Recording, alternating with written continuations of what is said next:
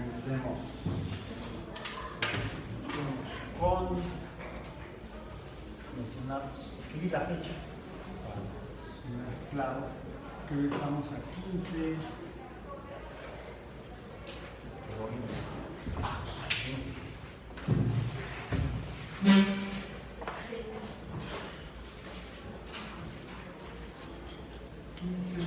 de noviembre de 2022 en matemáticas 1.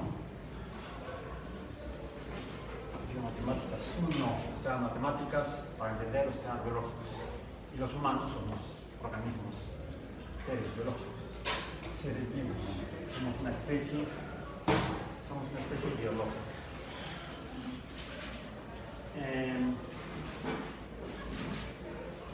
Primero quiero comenzar con corregir un error. Error e información un tanto, vamos a sea incompleta, del tema anterior en que estuvimos hablando de las funciones trigonométricas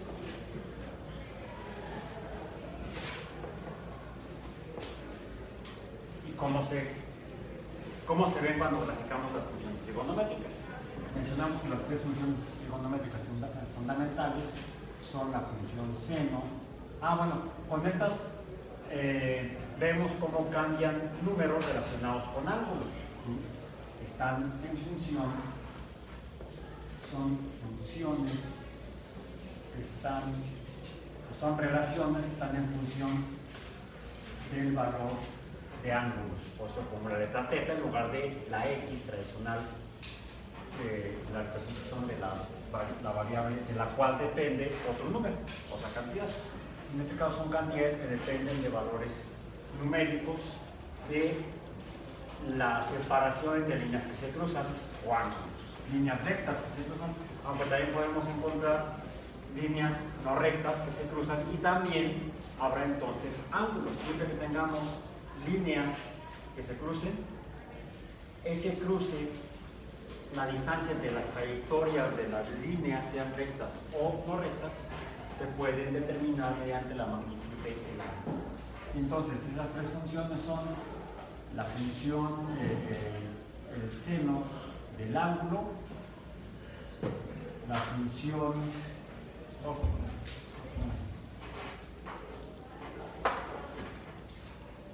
una sería f de θ, sería igual a entonces el seno del valor del ángulo. Otra función distinta que también depende del ángulo es la función coseno del ángulo, y otra función de las tres fundamentales, pero estas serán recíprocas. El ángulo es la tangente a una de las líneas que se cruzan formando el ángulo.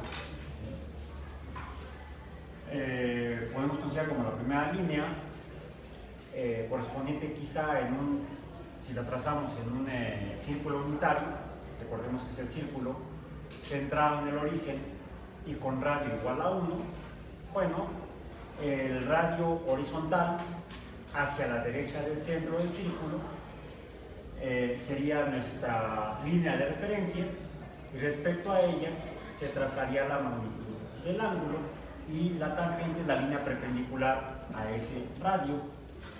Voy a dibujarlo rápidamente aquí. Entonces, este sería el círculo, este sería el centro. El centro está del centro de la línea horizontal que sale hacia la derecha, sería la que corresponde al eje horizontal de las abscisas. De este parte entonces radio igual a 1, R igual a 1, puedo cerrar el círculo unitario.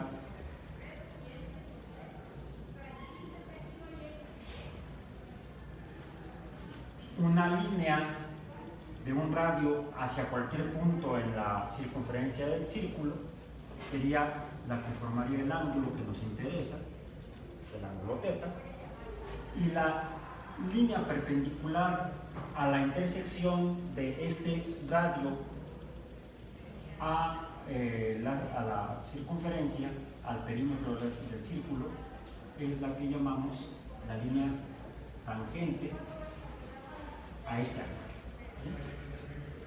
ángulo. El seno está en función de, aquí trazamos entonces un triángulo rectángulo, y el seno está relacionado con la magnitud del lado opuesto al ángulo, y el coseno está relacionado con la magnitud de la longitud del centro hacia la periferia, pero del eje de X hacia el perímetro, en el eje de X, pero solamente hasta donde se cruzaría la vertical que forma el triángulo rectángulo dentro del círculo unitario. Así vimos que cuando estas funciones se describen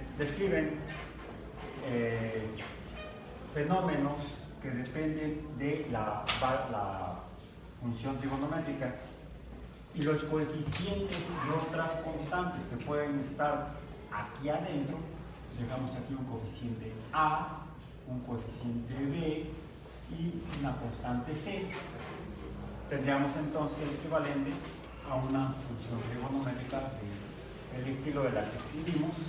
Nos dijimos que la función y puede seguir siendo la denominación de la función. Un ejemplo que vimos fue aquella en la cual el seno del ángulo estaba siendo multiplicado por un coeficiente 2 y a su vez también el ángulo θ. Este ángulo estaba multiplicado por, en este caso, en el ejemplo que vimos, por 2. Vimos que la forma en la que se puede graficar esta función estaría el eje horizontal calibrado con las unidades en las cuales en el círculo unitario medimos los ángulos. Los podemos medir, dijimos, en grados o en pi radianes, y fue aquí donde me puso la pata. Porque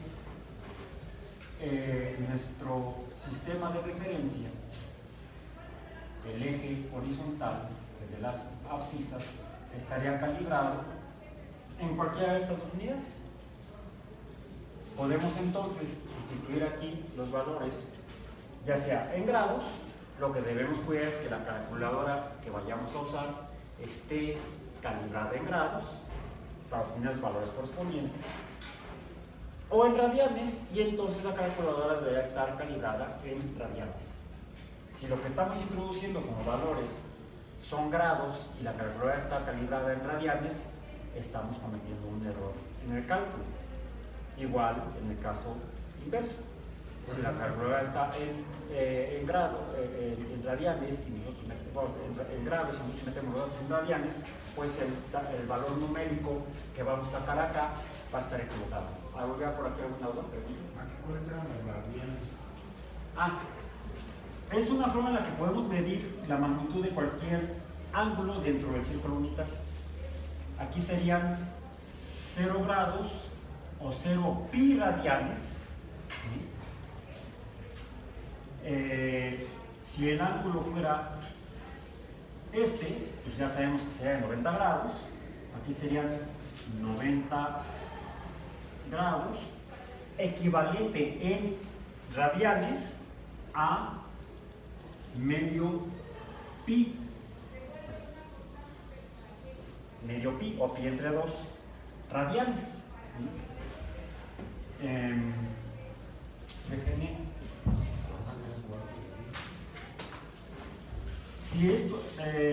Si lo que queremos ver es el ángulo que forma hasta la horizontal en el otro extremo del círculo unitario, aquí tendríamos entonces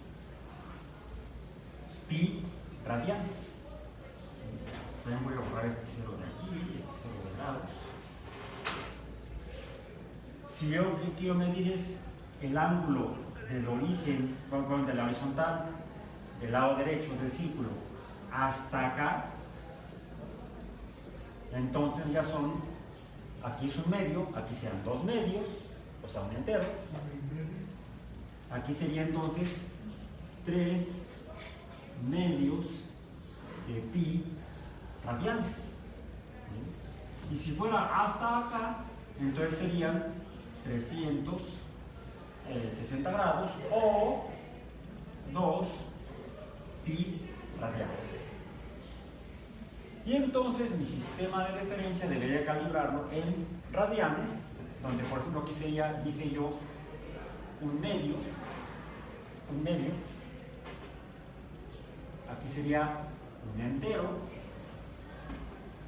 este 1, aquí sería 3 medios, y aquí sería 2 enteros.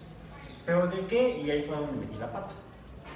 De pi radianes, quiere decir que esto lo tengo que multiplicar, esto no es x sino multiplicación por pi.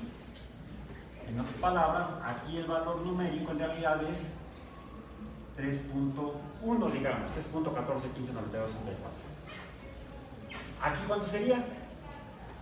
Pues la mitad de pi. Sería aproximadamente 1.40 y algo. ¿Sí? Aquí sería ¿cuánto? Sería 1.4, 3.1, 4.5 y aquí 6.2 aproximadamente, etcétera, etcétera, etcétera, etcétera. Es aquí donde me equivoqué. Para los recuerden que les dije que las demás funciones las graficaban en su fin de semana. Bueno, con la pena van a tener que volver a hacerlo. Lo único que sucedió fue que, porque no les dije que multiplicaban esto por pi, el valor que estamos metiendo en nuestra tabla, el ángulo, lo tengo que multiplicar por pi, y fue lo que no hicimos. Y fue lo que no les dije que hicieran. Y de hecho también por eso yo había agarrado la gráfica cuando la tracé en la clase pasada, es que la veo rara. No sé si se fijaron que hubo un momento que me quedé leyendo la gráfica, y fue porque se me hizo raro. Fue la semana pasada. Me preguntó varias veces que sí, estaba bien. Sí. Fue la semana pasada para mí estuvo infame. Entonces anduve con la cabeza en 1000 lados, menos donde debía hacerlo. Por otro lado, que fue lo que no dije, es que también podemos graficarla en grados. La azul sería en radianes. La escala azul estaría en radianes. Si esto lo grafico en grados, aquí serían 0 grados, bueno, más bien serían 0 grados por encima, ¿sí? Aquí 0 grados, aquí serían 90 grados, aquí serían 180 grados, aquí serían 270 grados, aquí serían 360 grados, y entonces aquí yo podría poner aquí 90 grados, aquí 180, aquí 270, aquí 360, etcétera, etcétera, etcétera, si lo grafico en grados. Lo que no estaba mal era la forma de la función. Finalmente se cumple que es una función de ondas que llamamos seno o sinusoidales. Lo mismo debemos tener cuidado cuando calculamos para cuando grafiquemos las funciones que están en función del coseno de los ángulos, o de la tangente, o de la secante, o la cosecante, o la cotangente, que son las funciones trigonométricas inversas a estas tres fundamentales. Es la primera parte de lo que quería mencionar el día de hoy. 15 de noviembre de 2022, por la medida de pata que se las hoy, 15 de noviembre de 2022, vamos a ver otro tipo de funciones que de hecho se relaciona con algo que sucedió hoy, 15 de noviembre. y que tiene que ver con nuestra materia de estudio. Y sobre todo, como lo mencioné en un principio, el día de hoy, en el hecho de que uno de esos seres vivos que pueden ser estudiados por las biomatemáticas pues somos los humanos. Desde la escala molecular, quizá, hasta la escala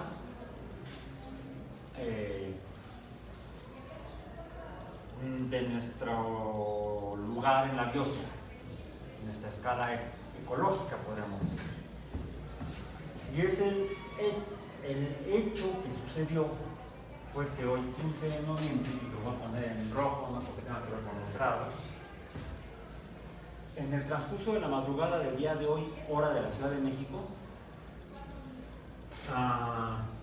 rebasamos un valor P de población en el planeta Tierra, P subíndice P, mayor a los 8,000,000,000,000 humanos.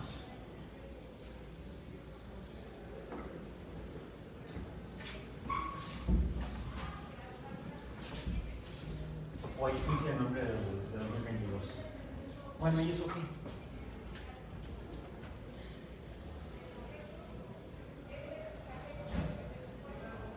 Tiene que ver con el interés de lo que nos informa la biología y que lo entendemos mejor si la estudiamos en las matemáticas. Cuando se fundó la UAM, ¿cuándo se fundó la UAM? ¿Cuándo? En 1974. En el transcurso del paso del 73 al 74, la UAM oficialmente empezó a existir el 1 de enero de 1974. La población en la Tierra estaba en el orden de los 4,000,000,000,000,000.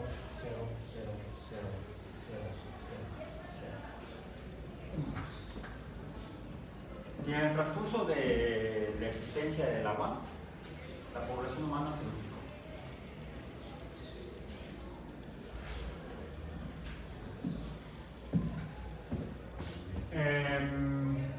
¿Cuántos años fueron? 48. 48 años. Si no me equivoco, y me dicen porque puedo provocarme ya, lo mostré el viernes pasado.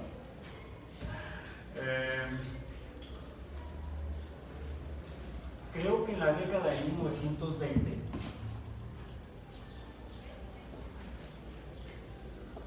década en la cual se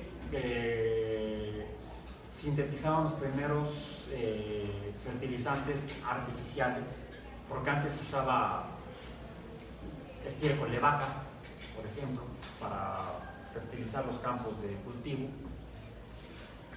En la década de 1920, la industria química logró sintetizar los primeros fertilizantes artificiales, lo cual se podía producir en mayor cantidad que andar recogiendo caca de vaca. Y todavía en muchos lugares, y recientemente, no hace muchos años, se seguía utilizando estiércol de animales para poder enriquecer el suelo sobre el cual se cultivan, por ejemplo, alimentos. En ese entonces, en esa década, la población humana en la Tierra andaba en el orden de los 2,000,000,000,000,000 humanos. 2,000 millones de personas. ¿En cuánto tiempo se duplicó la población? En el orden de 50 y tantos años, un poco más. Pasó más tiempo para que se duplicara la población, ¿no? La duplicación previa, que había sido de 1,000 millones a 2,000 millones, tardó de hecho todavía más.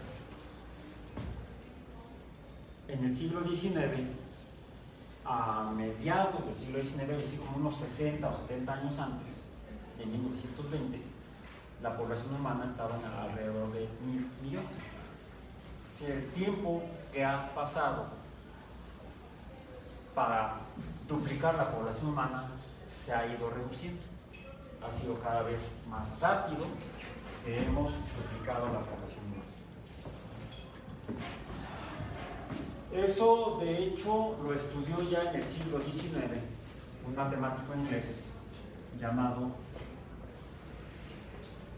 Thomas Malthus, contemporáneo de Charles Darwin, por cierto, si no me equivoco, no puedo estar equivocado.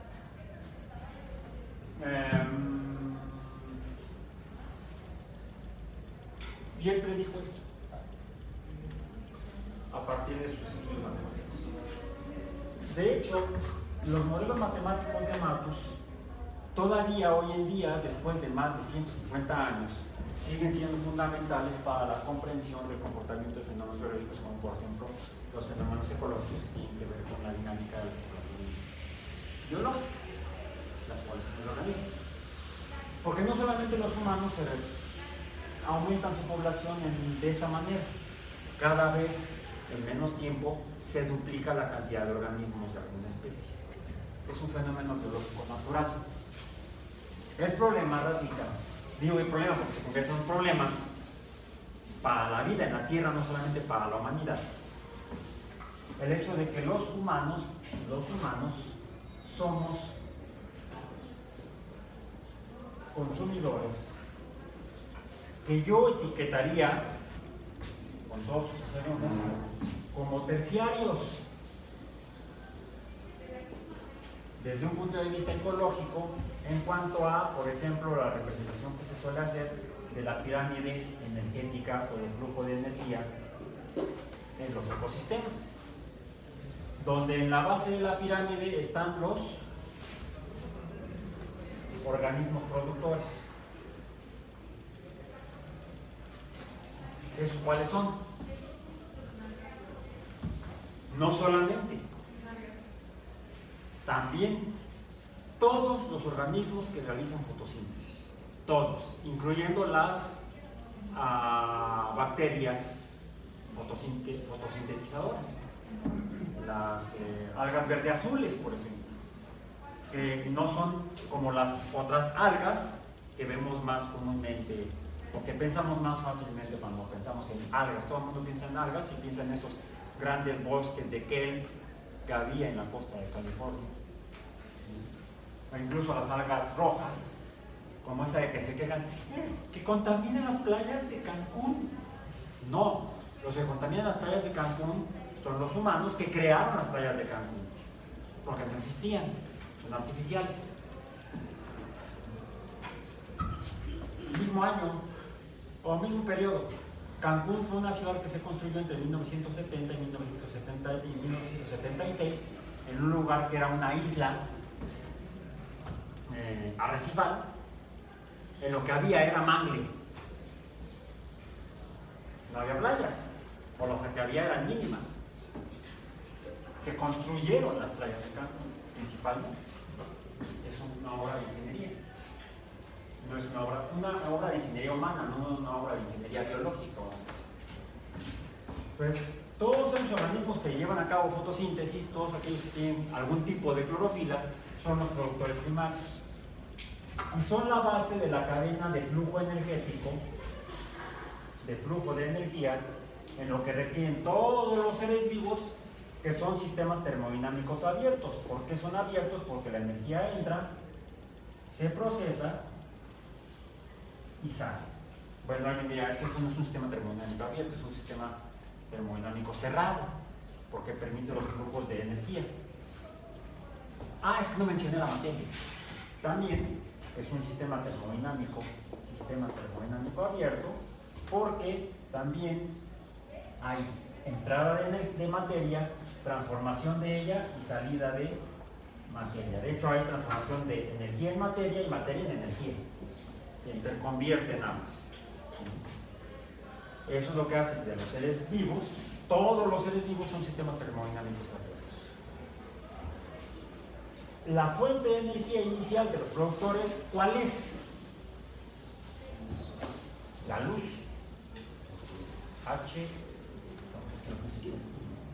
La luz visible, H-nu, principalmente en dos regiones del espectro electromagnético, el rojo y el azul.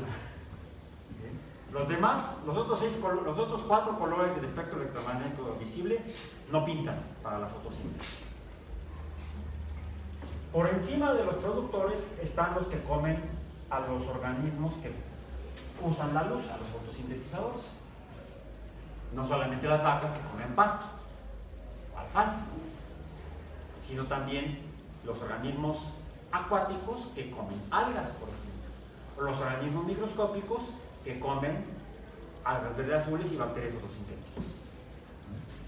Esos son los consumidores primarios. Por encima de los consumidores primarios están los consumidores secundarios, que son los que se comen a los consumidores primarios. Los consumidores primarios serían los herbívoros, los que comen hierba, o los que comen todos los que llevan a cabo fotosíntesis, los veganos. Los que se comen a los consumidores primarios son los consumidores primarios. Y los consumidores secundarios son aquellos que se comen a los organismos verdes. Estos comen organismos verdes y estos se comen a los organismos que se comen a los organismos verdes. Por ejemplo, aquí tendríamos a las zanahorias, aquí al conejo y aquí al coyote que se come el conejo. No es cierto, nunca he visto que se lo coman. Me refiero al coyote, a Wiley y coyote. Súper genio. Ese es otro. ¿Y aquí quiénes están? Los que se comen a todos los demás. Por ejemplo, nosotros. Nuestra existencia depende del todo lo de abajo. Y para que haya esta cantidad de humanos, todo lo de abajo se ha ido impactando. Ahora, hay procesos de flujos de energía, de hecho, entre los diferentes niveles. Porque bueno, hay otros que están por acá arriba, los podríamos poner hasta acá arriba, que serían los se comen detritos, los tófagos o detritívoros, porque podemos combinar raíces griegas con latinas. Lo hacemos cuando decimos préstame tu pluma o tu bolígrafo. Tendría que ser esferógrafo si ambas raíces fueran griegas. Pero le decimos bolígrafo cuando boli viene de bola, que es latín, y grafos, que es griego. Entonces podemos combinar las raíces, no hay problema. Gramaticalmente es válido, ¿sí? No es un error. Pero aunque sí es cierto, es más común hablar de los esos. Okay. Bien. También lo hacemos en México cuando hablamos de la gente que vive en Aguascalientes o que nació en Aguascalientes. ¿Cómo le dicen? Hidrocálidos. No, a ver, hidros es agua en griego y cálido es calor en latín, o caliente, sí, calor. Entonces cuando hablamos de los hidrocálidos estamos haciendo lo mismo que hice yo aquí. En sentido estricto, más estricto, gramaticalmente alguien diría, bueno, es que tendríamos que decirles hidrotérmicos. Si le dices así a tu abuelita que es de Aguascalientes, ay, abuelita, tú eres hidrotérmica, te va a agarrar cachetadas, me estás insultando. Bueno, si la abuelita no sabe termodinámica, igual sos doctora en termodinámica y te trata una lección. No, mi abuelita no era termodinámica. Además, ya se incorporó a los ciclos biogeoquímicos hace muchos años. Es una forma elegante de decir que ya estiró la pata, colgó los tenis, entregó el equipo, peló gallo. ¿De qué otra manera decimos que alguien murió? Así hablamos en México. Entonces, por encima de todos estarían los que comen cadáveres. Porque sí, a nosotros nos van a comer, a menos que alguien decida que mejor nos quema. porque tiene otras implicaciones. El hecho es que estamos acá arriba y el impacto que tenemos abajo es grande. Hay flujos de energía que hacen que esto se conserve, pero depende finalmente de la capacidad de recuperación de los productores primarios. No sé si han llegado a ver una vieja película de la década del 70, cuando llegamos a 4.000 millones, que fue famosa en la época, a mucha gente nos traumó, que se llamó en inglés Soylent Green. Soylent Green.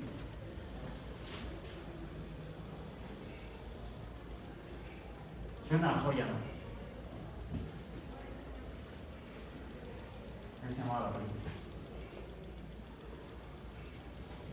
En México le pusieron Cuando el destino nos alcance.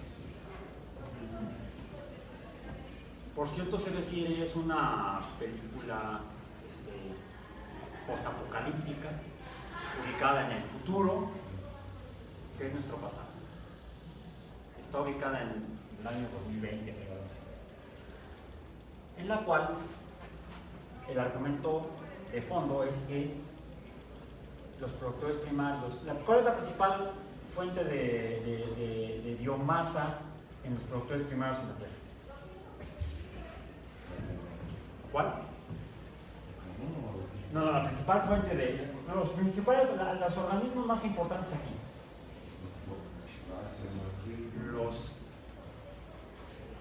Las algas verde azules y las bacterias fotosintéticas oceánicas. La fotosíntesis oceánica es la que más contribuye, por ejemplo, a la producción de oxígeno y a la generación de biomasa en el planeta. No son los árboles, no son los bosques. Parece que esta información no le ha llegado a los tomadores de decisiones a nivel político y económico, porque están con campañas de reforestación, incluso hasta quieren reforestar los desiertos. Tengo una prima que sí se dedica a eso, pero lo hace, ella es ingeniera agrónoma, y lo hace bien, ella y su equipo. Vive pues en Aguascalientes, es hidrotérmica, mi prima, hidrocálida. Y sí se han dedicado a cultivar en esas regiones del centro norte de México, entre Aguascalientes, norte de Guanajuato, Zacatecas, San Luis Potosí, esa región. Pero no están plantando árboles. Están principalmente sembrando y plantando cactáceas. Principalmente nopales y agaves, que son cactáceas. Cada vez más les permiten a las poblaciones humanas locales, a las sociedades, a las comunidades de agricultores, tener un desarrollo económico más sostenible que si intentaran sembrar maíz o trigo o plantar árboles maderables.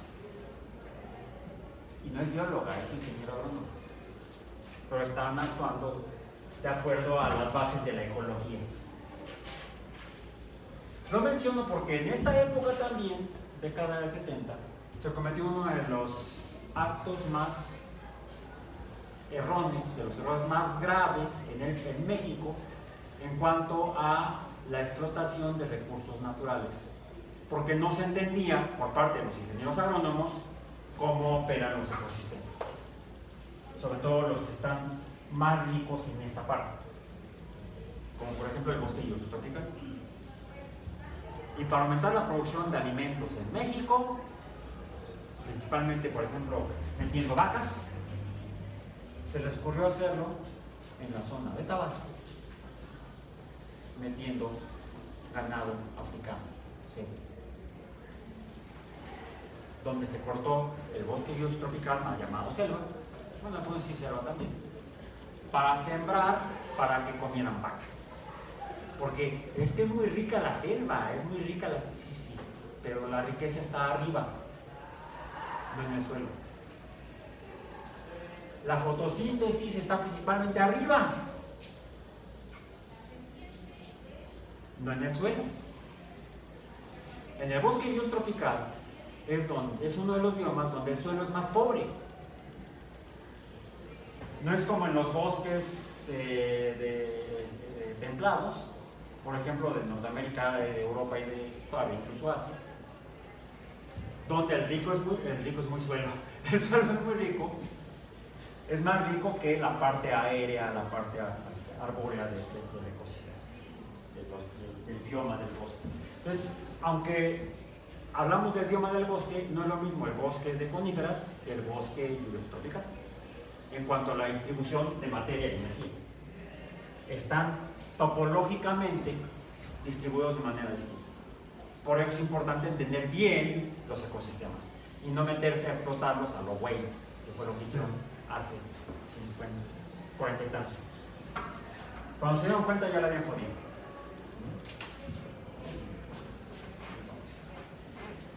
Y esta herramienta es muy poderosa. Y el tema de hoy es un tema que podemos abordar relativamente rápido, afortunadamente,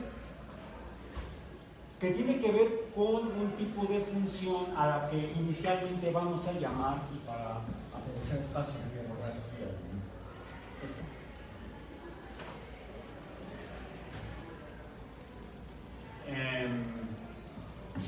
Que son este tipo de funciones.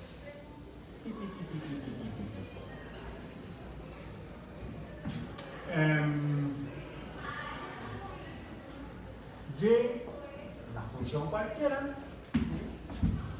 o sea, y puede ser f de x, f de teta, f de lo que sea. En este caso, la forma de las funciones que nos interesan tiene esta forma general. X, dijimos que las letras del alfabeto latino o español las usamos para representar coeficientes o números constantes, no números variables. Aquí la variable es teta, aquí la variable es x, un número que cambia, y conforme cambia x, cambia y, es la función. Conforme cambia el valor del ángulo, cambia y, es la función. A, B, C son números reales, pueden ser enteros o racionales o irracionales, pero que no cambian, se mantienen. Aquí lo que cambia es el ángulo, y entonces la función hace esto. El 2 del coeficiente que multiplica al seno no cambia.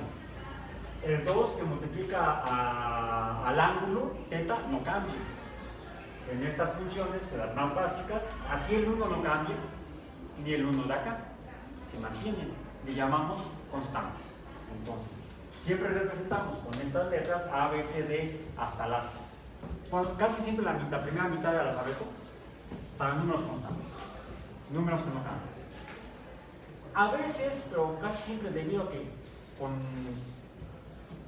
en pocas ocasiones, al menos en sesiones docentes o en clases de matemáticas, trabajamos más allá de dos variables, no pasamos de la x y de la y, si acaso metemos a la z cuando hablamos de números cambiantes o variables, pero podríamos decir que dejamos las últimas letras del alfabeto para representar números cambiantes y números variables, por lo tanto, entonces, números de las funciones. Lo digo porque aquí voy a introducir otro número con representación literal o con letra, que es acá, la letra A. A representa, A es un número constante. Cualquier número real. Cualquiera. Puede ser entero, puede ser racional, puede ser irracional. O sea, no cambia. Ahí diría, pues es como el coeficiente de estas funciones. El número que no cambia que multiplica el seno, el número que no cambia que multiplica el ángulo, o el número que no cambia que le sumo al resto de los términos de la función, al segundo término de la función. Por ejemplo, en las funciones polinómicas. En la función de la recta, la pendiente no cambia, m, y la ordenada al origen tampoco cambia. Aquí entonces este número no cambia, pero ese número me está representando una operación aritmética, que es equivalente, x a la a es equivalente a n veces,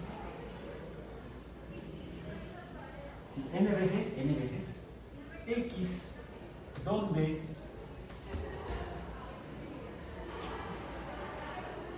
x se multiplica n veces. Este número es A. Bueno, de hecho no es un número. Este número hasta acá sería hasta acá. Este es A. Y a esto le llamamos una potencia. Es el número de veces que el número se multiplica a sí mismo. El número de veces que el número se multiplica a sí mismo, es decir, donde esto es el número de veces que se multiplica a sí mismo, es decir, no es un coeficiente, n no es a, ni es b, ni es n, esta n nos representa a la potencia, lo expresamos de esta manera.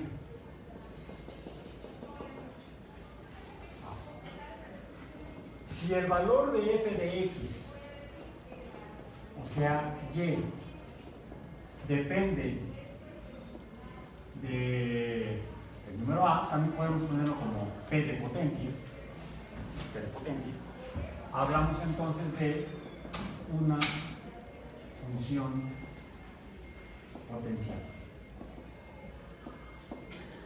o de potencia. Y de hecho ya las hemos visto.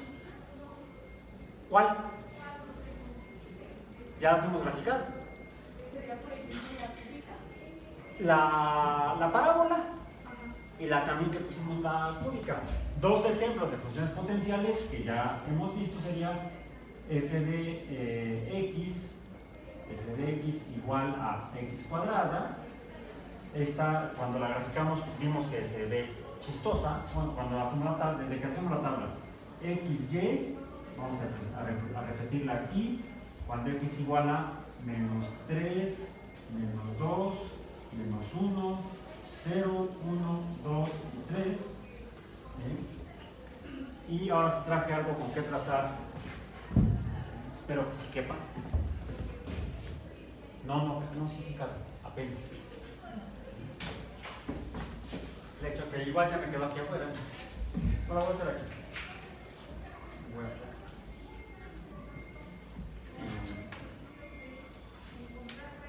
¿Qué forma tiene nuestra función? Nada más que esta no la tengo calibrada.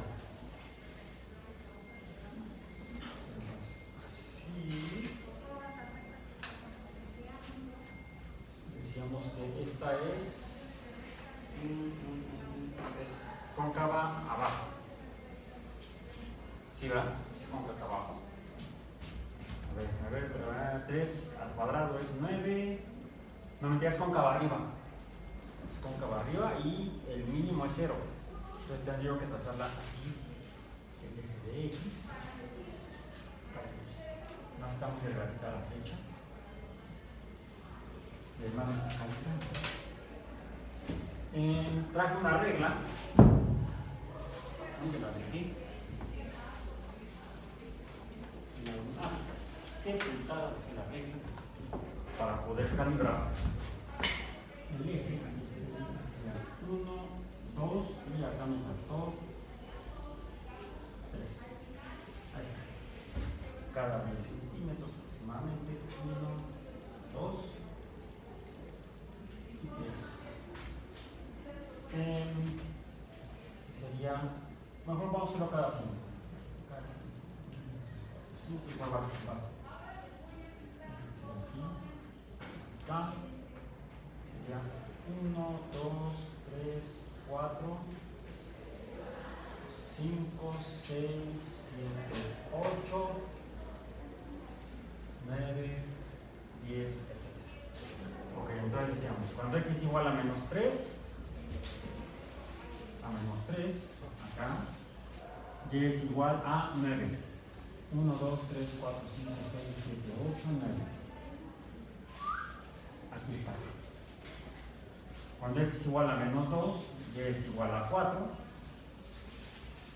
Cuando x igual a menos 1, y es igual a 1. Cuando x igual a 0, y es igual a, aquí dijimos entonces 4, 1, 0, 1, 4, 9. 0, 1, 4 y 9. Y tenemos entonces la parábola cóncava arriba. Formalmente esta es una función potencial o de potencia. La otra que habíamos puesto como ejemplo era la de y igual a x cúbica, como mencionaste, que sería entonces x y igual a menos 3, menos 2, menos 1, 0, 1, 2 y 3 en este intervalo. Tendríamos entonces 3 por 3, 9. Pues menos 3. Menos 3 por menos 3, 9. Por 3, por menos 3, menos 27. Menos 27. Menos 2 por menos 2, 4. Por menos 2, menos 8. Menos 1. Menos 1 por menos 1, más 1 por menos 1, menos 1. 0. 1 por 1 por 1, 1. 2 al cubo es 8. 3 al cubo es 27. Tiene otra forma entonces. Estas son entonces funciones de potencia. E incluso yéndonos así como que estirando la liga, podríamos poner también como un ejemplo de función de potencia, quizá la primera función de potencia, esta. Déjenme ponerla arriba para tabularla acá abajo. Y igual a x. ¿Por qué? XY sería menos 3, menos 2, menos 1, 0, 1, 2 y 3. Que ritmo tan chévere. Sería menos 3, menos 2, menos 1, 0, 1, 2 y 3. También es una función de potencia. La potencia es 1.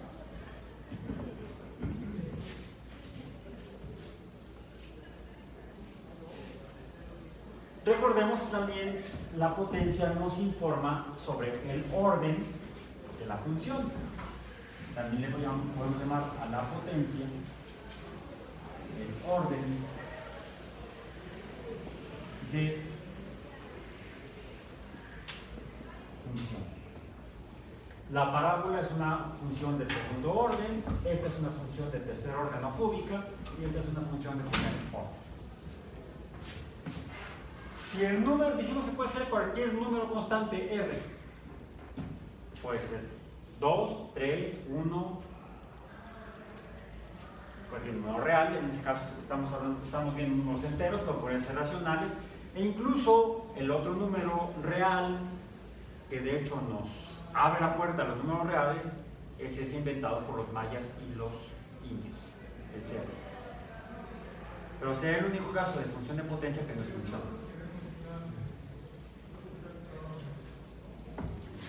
Porque y igual a x a la 0 es igual a 1 y entonces no cambia nada. No es una función. No es un número cuyo valor cambie al cambiar x. De hecho sería aquí la gráfica, bueno, la tabla sería x y y, x y y, menos 3, menos 2, menos 1, 0, 1, 2 y 3. Aquí es 1, 1, 1, 1, 1, 1, 1. Y si se me ocurre graficarla, lo que tengo es una línea horizontal en el cual el valor de x, de y o la función no cambia cuando cambia el valor de x, por lo tanto no es una función. Sea la única función o la única ecuación de potencia que no sería una función de potencia. Cosas curiosas. Para finalizar,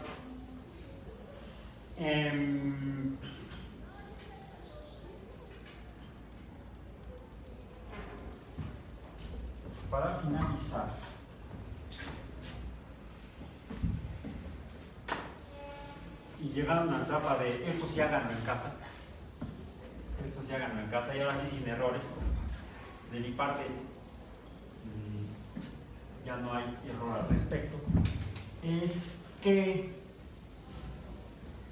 ustedes escojan para una función y igual a x, ustedes escojan un valor de potencia en el cual ese valor de potencia esté multiplicada por menos 1. Dijimos que la potencia puede ser cualquier número real, puede ser un número negativo. Una y otra, hagan otra función en la cual aquí se les va a dar el valor x sea igual a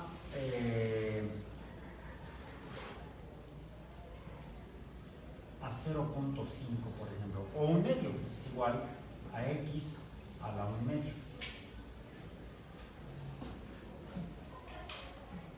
¿De qué otra manera representamos esto? X a la 1 medio también es la raíz cuadrada de x. En otras palabras, podría ser no necesariamente un medio, sino podría ser un tercio, sea la raíz cúbica. Entonces, y la potencia también puede ser un radical. Cuando la potencia, esto es en el caso de que P, hablando de la potencia, aquí estamos, P, sea un número menor que 1, pero mayor que 0.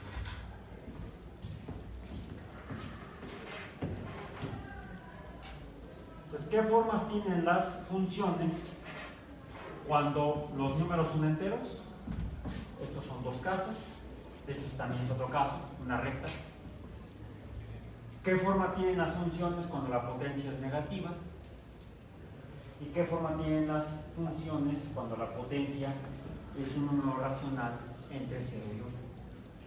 Entonces, ustedes grafiquen dos funciones, una de cada tipo, una donde ustedes cogen la potencia, la multiplican, la elevan a cualquier número, puede ser a la menos 2, igual cuadrado negativo, y puede ser 0.5, 0.33, cualquiera, o es decir, un medio, un tercio, tal vez 2/5. ¿Qué forma tiene? Para que se pongan a jugar con las funciones de potencia. Hay otro tipo de funciones que inicialmente se parecen a esto, pero hay una diferencia fundamental Y son un tipo de funciones que son altamente útiles para la descripción de fenómenos biológicos, pero eso será a la misma hora, en el mismo canal, pero otro día. Nos vemos el jueves para ver esas otras funciones. Por hoy terminamos.